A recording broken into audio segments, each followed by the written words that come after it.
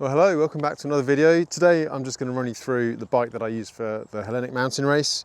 Now, as you can see, it's pretty dirty. Essentially, as soon as I finished, I had to pack the bike up as I was heading home the next day.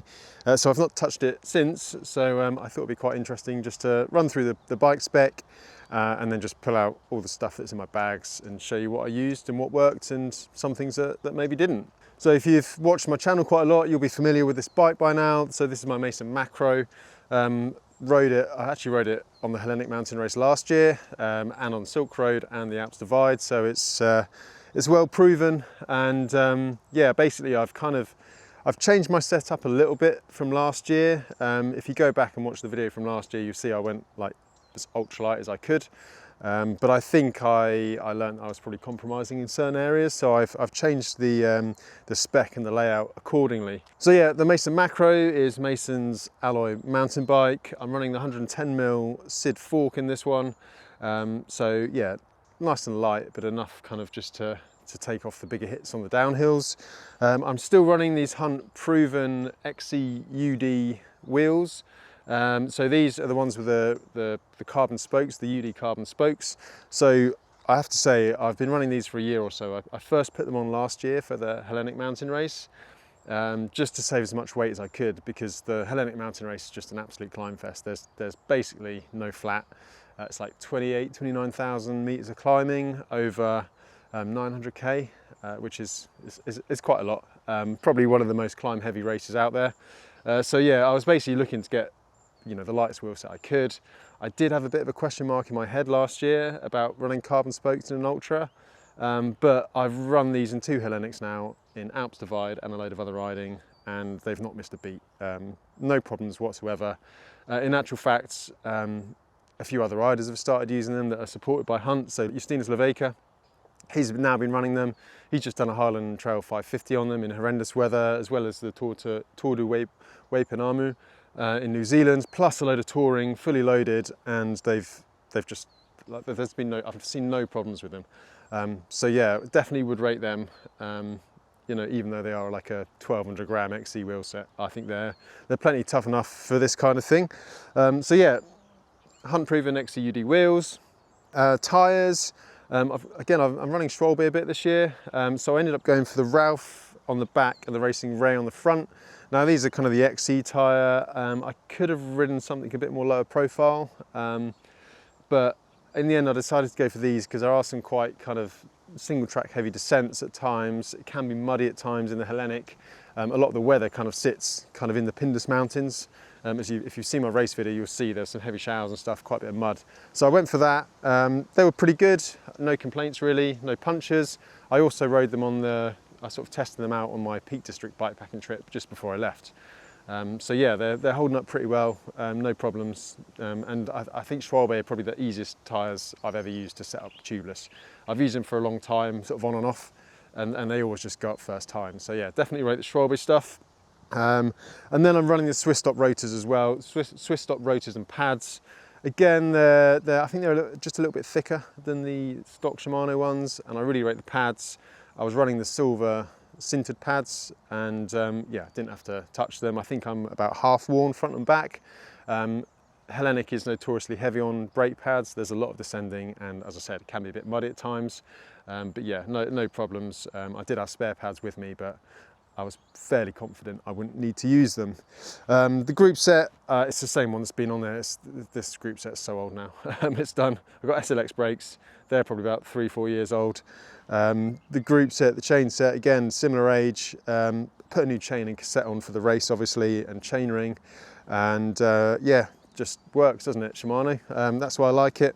I ran a 32th chain ring. I went down a bit from last year. Just, again, it's so climb heavy.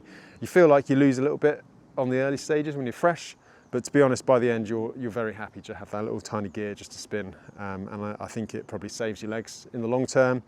And yeah, the chain, as you can see, it's kind of fairly clean given the muddy conditions. I just waxed it. So I used the Squirt hot wax to start with. I've been waxing chains for years and years and years. I just feel like waxing chains good because it gets wax right inside all the rollers. Just gives fills up that space that could otherwise be filled up full of grit and dirt in the first couple of days of a race. And then I just top it up with the Squirt chain lube, and yeah, it's pretty good. Maybe you have to put it on a bit more often if it's wet, but to be honest, I've never really have any problems with it, and it worked perfectly well, and I've been using it for years. So yeah, so that was group set. And then I guess the big change over last year's setup. Last year I was trying to go super lightweight, just ran the standard like rigid seat post, carbon seat post. That was a mistake. So basically I've gone for a dropper this year.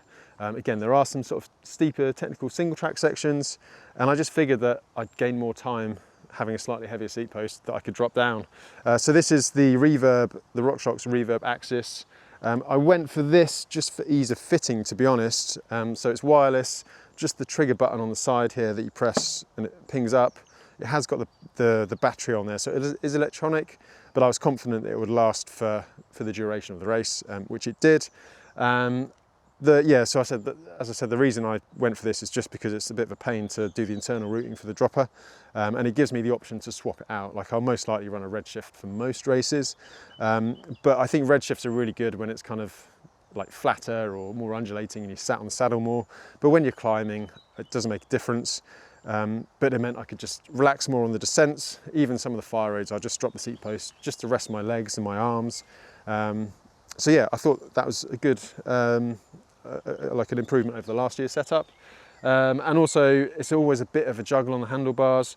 So with the Axis, I got one of these switches here, which is like the Axis kind of toggle. I always find it quite hard to get the dropper lever and the lockout lever in the same side, but it just gave me a bit more flexibility. I mean, it's not perfect, but I'm not riding like XC trails or anything like that, so having a little bit of more of a reach to click it wasn't really an issue when it came down to it. So yeah, definitely recommended the dropper for that. And then the saddle, you've seen it millions of times. The SR All-Road Core saddle from Ergon, find it really comfy. I've pretty much got it on all my bikes and it works really well for me. Onto the cockpit. Now, I've touched on that a little bit with the dropper and the buttons there. I'm running these Mount Zoom handlebars. Again, a little brand friend of mine runs. I just love the sweep and the width. I think they're 9-degree sweep. I can't remember how wide they are, but yeah, pretty lightweight, plenty of space for clamping stuff. Running the Ergon GS3 grips. Again, just makes your hands more comfortable, and I quite like the climbing position, especially when you're climbing for like an hour and a half at times in a race such as Hellenic. I just find that having my arms out wide relaxes my shoulders, relaxes my back, opens my chest up, and just makes the whole experience a bit more comfortable. You'll notice no aero bars on this. There's just no point on Hellenic. There's not enough flat to justify it. But I do have my Redshift top grips, which I've modified. You would have seen these a number of times.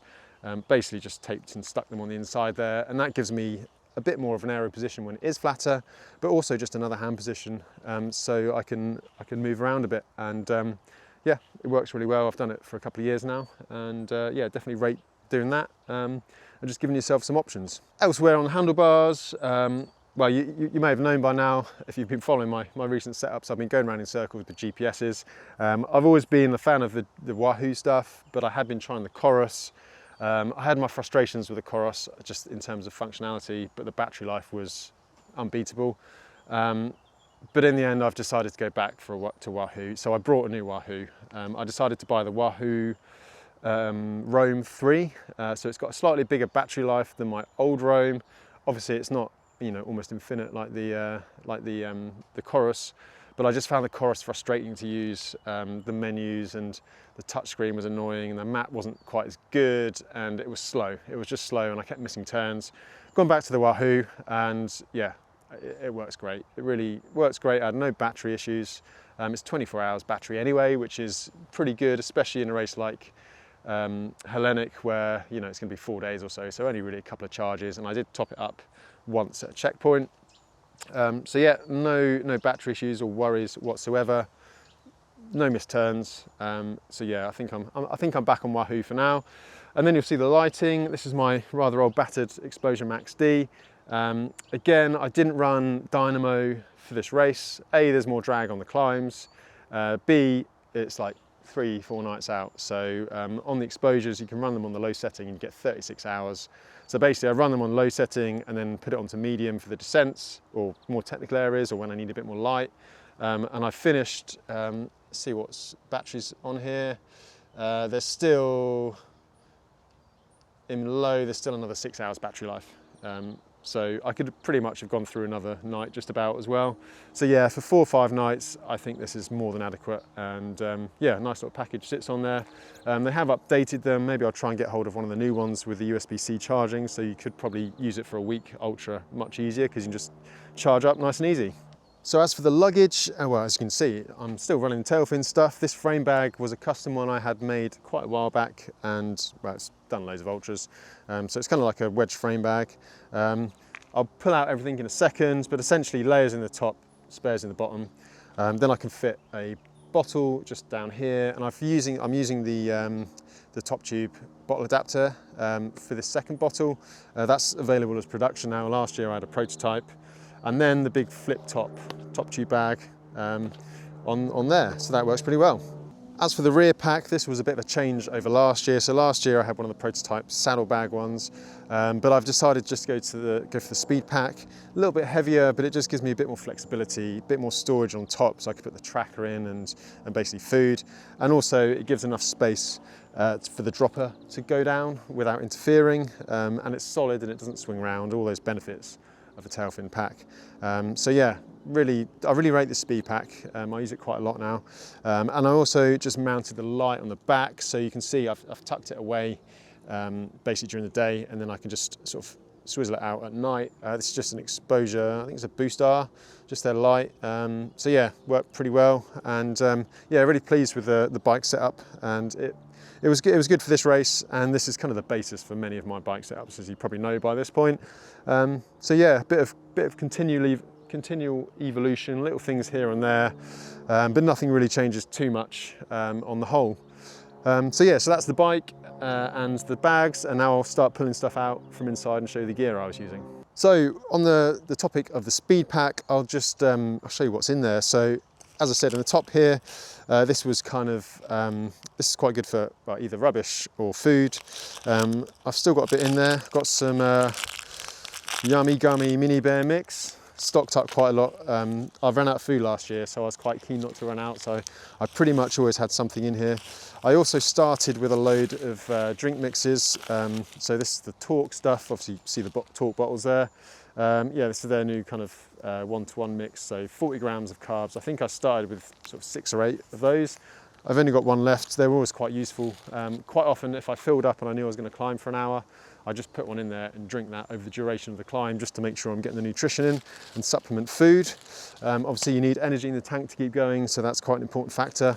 I also started with a load of gels as well, so I was able to store them in here.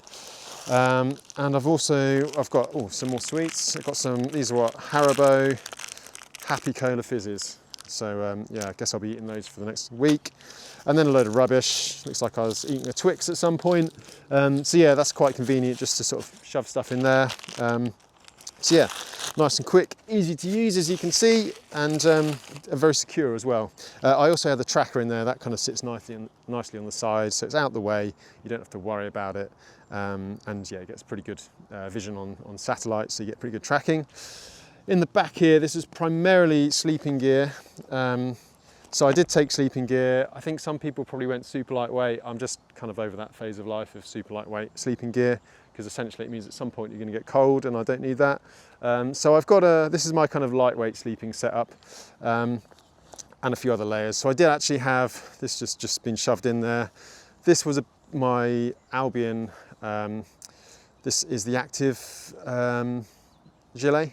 This kind of active fabric, like fleecy grid fabric. Really rate this. You've probably seen me use the hoodie quite a lot. I didn't necessarily need the hoodie. I just took that for a bit of extra insulation. It scrunches down quite small. It's not very heavy, so it was better to have it than not. My idea was probably just to sleep in it. I slept in it once in the cowshed. If you've not seen the video, check out that to see how the cowshed went down. And I wore it in the morning, that morning, because we had to go over a high pass, and I ended up taking it off because I was too hot. So I guess that's a good thing, really. But yeah, excellent piece of kit. I've then got my rain pants in here. Again, I didn't use them too much, but you always, well, they're mandatory kit, so you kind of have to have it with you. These are the Albion rain pants.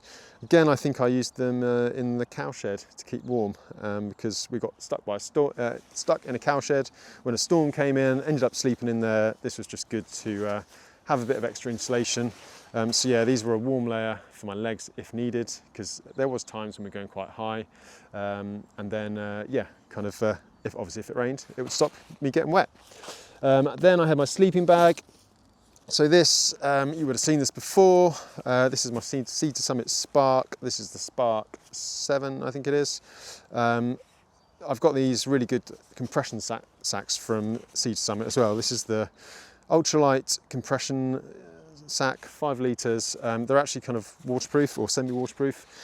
So it just basically, it means you don't need to put your sleeping bag inside an additional dry bag in your bag. You can just compress it and have it waterproof at the same time.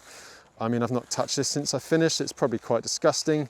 So yeah, this is that. I mean, like I say, some people did take risks and not take as much, but I was so glad that I did take the sleeping bag.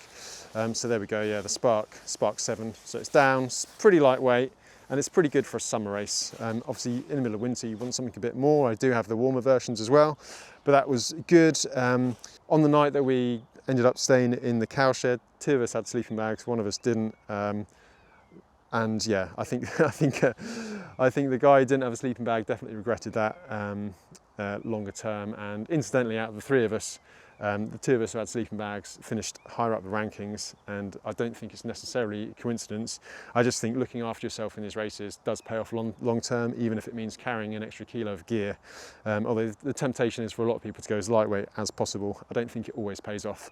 So I also had a sleeping pad. It's one of those Neo Air Thermarest pads. Basically, this is the absolutely lightest pad I have. It's still got a bit of insulation in it, but it's a short one, so just sort of like body and hips, which is enough, I think, for these kind of events. I only actually used it once in the race, in the cowshed, and I think it's got a slow puncher now, but luckily it stays up about 3.5 to 4 hours, which is kind of good for one of these ultras, because by the time it's time to wake up, it's getting semi-soft, and you kind of get uncomfortable, and it gives you a good kick up the bum to get up and get out. But yeah, I either need to replace that or try and repair it. But yeah, it's a good piece of kit, so I do recommend that stuff. It's expensive, but it is quite good. And then I also have my bivvy and some foil. So this is it's quite an old Rab bivvy, Survival Zone Light with a custom mesh on it. Again, it's one of my lighter bivvy bags. The plan was not really to have to sleep in it unless I needed to. I did sleep it in the cowshed just because there was a bit of a draft. But yeah, again, works pretty well proven. And then, yeah, a load of tin foil. So you have to take an emergency blanket as part of the mandatory kit. I've never actually used one apart from this time. Again, the cowshed.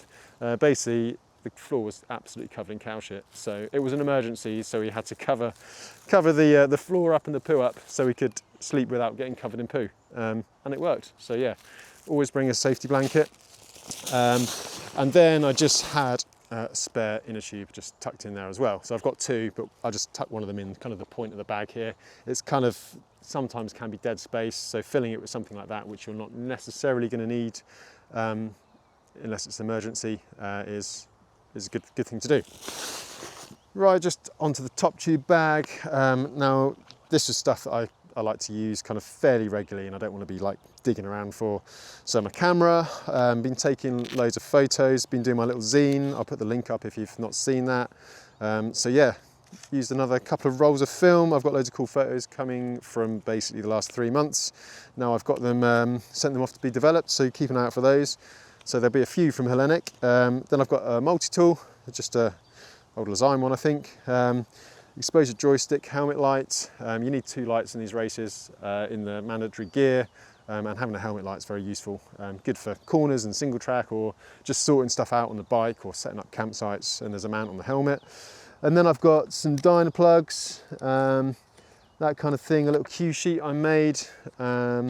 And then, yeah, lube, squirt lube, as I already said, some toothpaste. What else is there? Some sunscreen, just decant it into a small bottle just so I've got enough to get me through the event. Some hand sanitizer for cleaning your hands and drying out the saddle area if it gets a bit sore. I find it works quite well. Toothbrush, which is pretty disgusting and dirty, but yeah, standards get pretty low on these things. Pseudo creme, if you need to use that, it's going bad, didn't need to use it, so that was good. And yeah, tire lever as well. So yeah, just things like that that you can grab quickly. So that all stayed in the top tube bag. So onto the frame bag, and I'll start on the sort of non-drive side pocket. This is just a document pocket essentially. So I had a load of cables, just various charging cables and a couple of spares. I think it's always good to duplicate kind of the main cables, just in case something gets broken or snapped or stops working, as can happen. Headphones, again, on these wired headphones, just on the old iPhone. I'm not into kind of cordless stuff. Cordless headphones for these things because it's just another battery you need to charge, and you're going to knock them out at some point. So if they're on a bit of wire, you can't lose them, because there's nothing worse than losing your AirPods. And then I've got, what else is there? There was my passport in here as well. Obviously I took that out to come home. I've got a couple of battery packs just to charge stuff. These are from Lightcore, so I actually had two. This one is actually, I never used this one. This is 10,000 milliamp.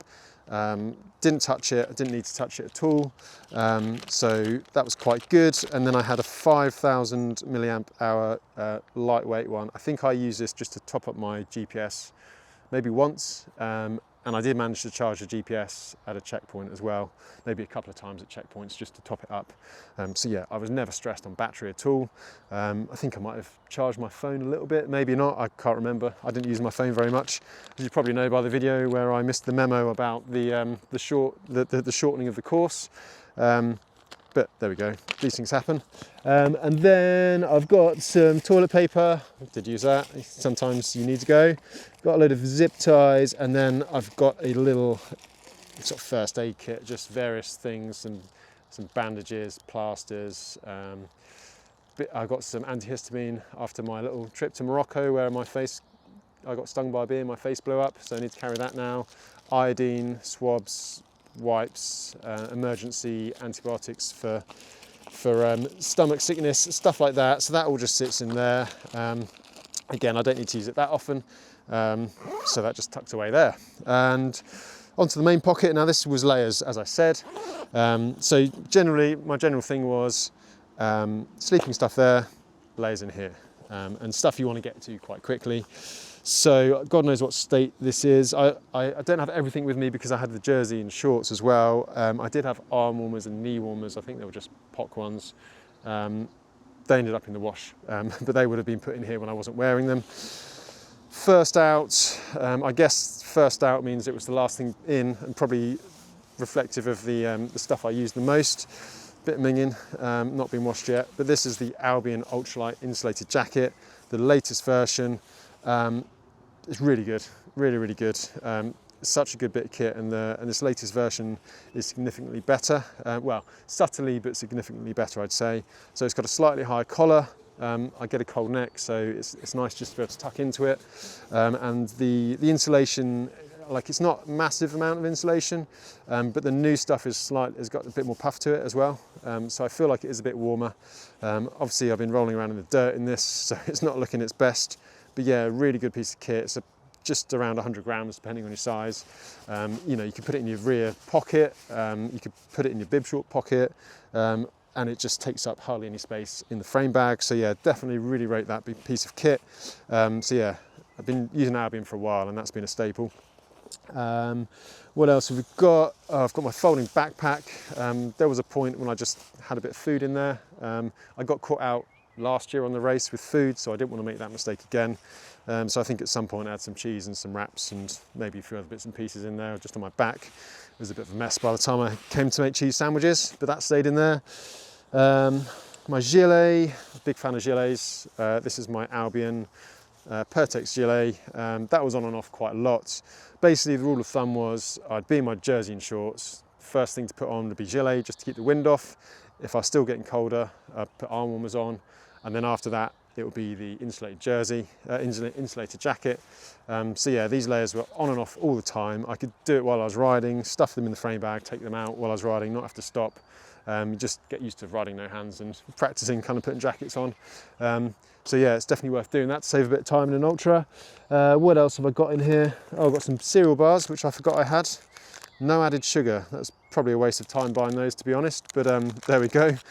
Sometimes you just need something in your stomach. I don't think I ended up eating them, quite evidently. Yeah, well, this was a protein bar, so that might have done something useful. What else have I got? I've got my little, again, the active insulation that I use that's on the gilet. Just the neck warmer, it's quite good. I find this stuff really good because it breathes a bit as well, so you don't overheat, but also traps quite a lot of heat when you need it. And then my rain jacket, this is the Albion Zoa.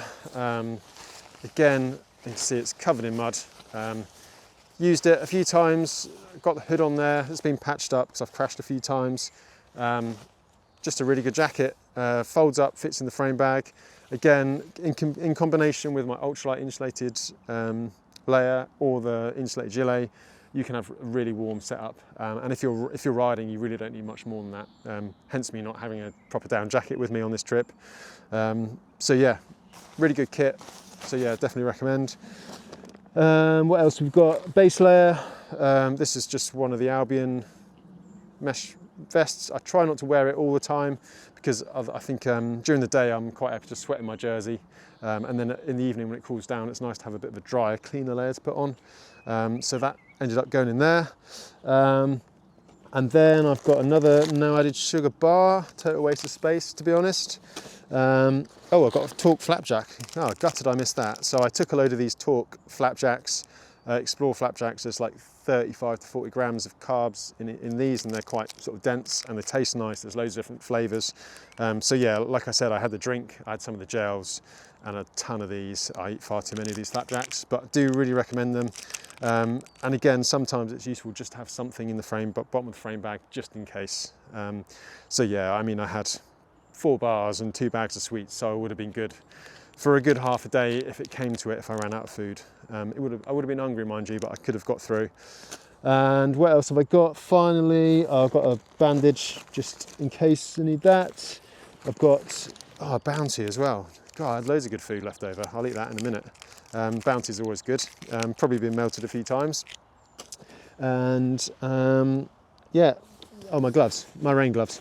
So I had my POC mitts, the orange ones you've probably seen a while, and then I just had these Descent 133 rain gloves. They're quite old now, I'm not sure if you can get them at the moment, but they're kind of waterproof and insulated, so I thought I'd use them for this. I find they're quite good, as opposed to wearing like the rain mitts over the top. When you're going to be doing a lot of descending or on and off the bike, I find it better just to have, like, you know, your fingers moving and available.